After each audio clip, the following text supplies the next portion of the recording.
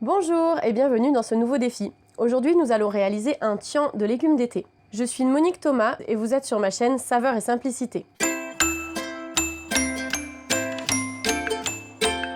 Avant toute chose, si ce n'est pas déjà fait, sachez que vous êtes libre de vous inscrire gratuitement à mes défis cuisine afin de ne rien manquer de mes nouvelles publications et de pouvoir recevoir tout directement dans votre boîte mail. Pour commencer, je vous emmène dans ma cuisine pour laver les légumes. Tout d'abord, je fais préchauffer mon four à 180 degrés.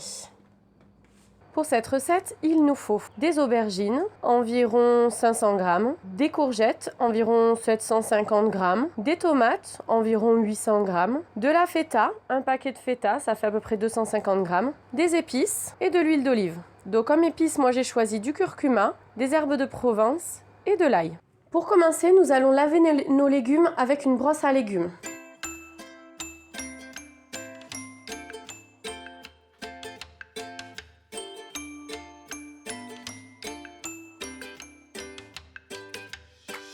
Et voilà, retour sur le plan de travail. Pour commencer, nous allons couper nos légumes en rondelles. J'enlève donc les extrémités des courgettes et je coupe des rondelles de courgettes. Alors, vous pouvez les faire plus ou moins épaisses. Moi, j'aime bien quand c'est assez fin. Si vous avez une mandoline, bien sûr, n'hésitez pas à les couper avec votre mandoline. Non seulement ça va plus vite, mais en plus, vos tranches sont d'épaisseur égale et donc elles cuisent de manière uniforme. Donc, c'est vraiment l'idéal.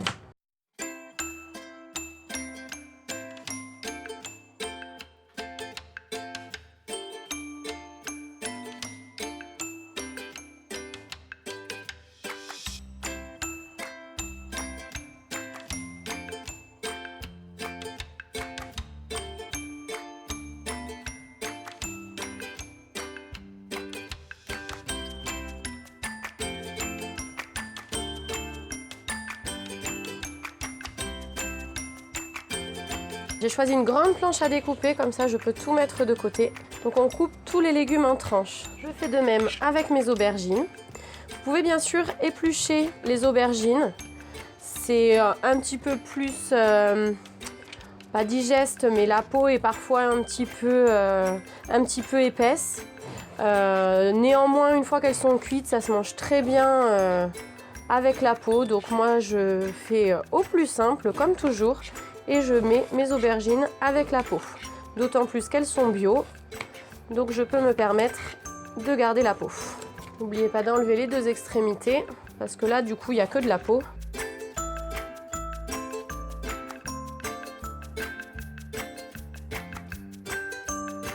Et voilà, la dernière, j'essaye de ne pas la laisser trop épaisse quand même. Et je fais de même avec les tomates. S'il y a des bouts qui s'abîment, n'hésitez pas à les enlever. Vos tomates n'ont pas besoin d'être aussi grosses. D'ailleurs, comme celles-ci sont très grosses, je vais couper mes tranches en deux, dans l'autre sens, pour que ça fasse à peu près la même largeur que les autres légumes. J'enlève bien sûr le cœur de la tomate.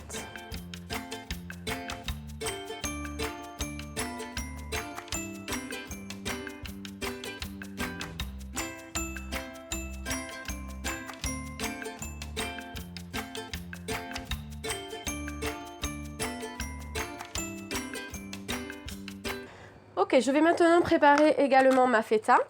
Donc il faut d'abord retirer l'eau pour récupérer le bloc de fromage. Je vais couper mon bloc de fromage en lamelles. Alors c'est pas très important parce que vous allez voir, ça va s'émietter de toute façon. Et je recoupe dans l'autre sens en 3.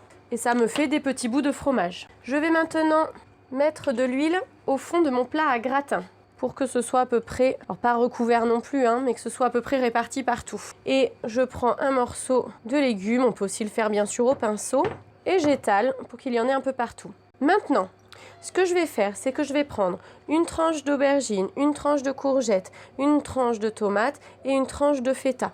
Et je recommence. Vous pouvez alterner avec plus ou moins d'aubergines, de courgettes, de feta. Vous pouvez, si vous n'avez pas assez de feta, mettre moins de feta une fois sur deux par exemple.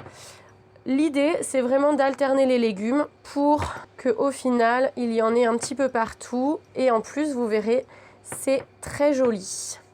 Donc si vous avez des invités, n'hésitez pas à réaliser cette recette. Elle fonctionne très bien, elle est très appréciée et en plus, elle est très belle. Comment faire si quelqu'un, par exemple, n'aime pas l'aubergine? Alors, c'est le cas de mon fils. Ce que je fais, c'est que je garde une partie de mon plat, tout simplement, sans aubergine. Donc, je peux choisir de faire une rangée ou bien le bout de mon plat. Donc là, je vais choisir de faire le bout de mon plat, ce sera plus simple. Et donc, à partir de la moitié ou des 2/3 à peu près, je fais juste courgettes, tomates, feta. Alors, si chez vous, c'est moins serré, ça n'a absolument aucune importance. Ça cuira très bien quand même. Donc, l'idée, c'est d'utiliser tous vos légumes.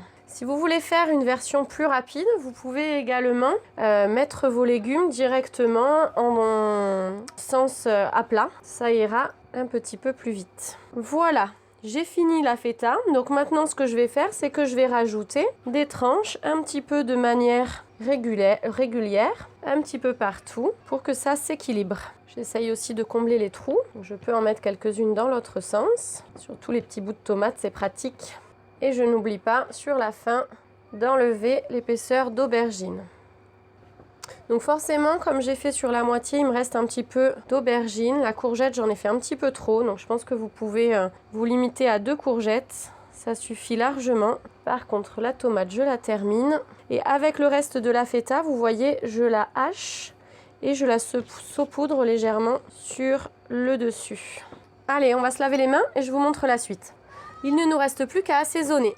Alors, je vais donc mettre un petit peu d'ail. Donc, je le saupoudre par-dessus. Si vous n'aimez pas l'ail, vous n'êtes pas obligé. Si vous souhaitez, vous pouvez mettre de l'ail en gousse que vous écrasez sur votre plat. J'ai choisi ensuite de mettre des herbes de Provence. Donc, pareil, je vais en mettre saupoudré par-dessus. Et enfin, parce que j'aime ça, je vais rajouter un petit peu de curcuma pour l'originalité. Ensuite, je rajoute un filet d'huile d'olive par-dessus et je vais mettre, puisque j'en ai, un peu de basilic frais. Donc je vais couper quelques feuilles directement sur mon plat. Et voilà, il ne me reste qu'à enfourner à 180 pendant environ 45 minutes.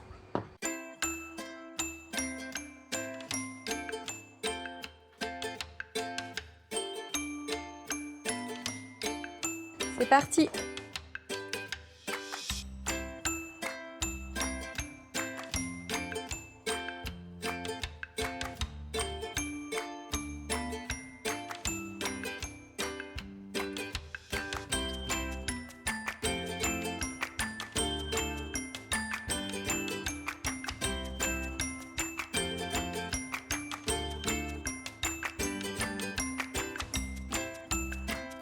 Alors, qu'est-ce que ça donne? C'est bon? Bon? Prêt. Mais moi c'est un peu rigolo avec des épices. Ça pique. Ça découpe.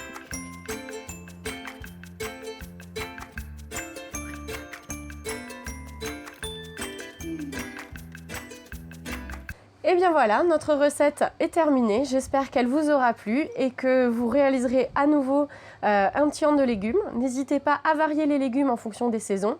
C'est vrai qu'en été, c'est vraiment un délice, mais n'hésitez pas à tester autre chose et à varier également les fromages, à mettre de la mozzarella, à parsemer de fromage râpé. Voilà, vous m'en direz des nouvelles. N'hésitez pas à laisser un commentaire juste en dessous pour me dire la façon dont vous réalisez votre tian de légumes. Dites-moi aussi si vos enfants aiment, si vous en avez.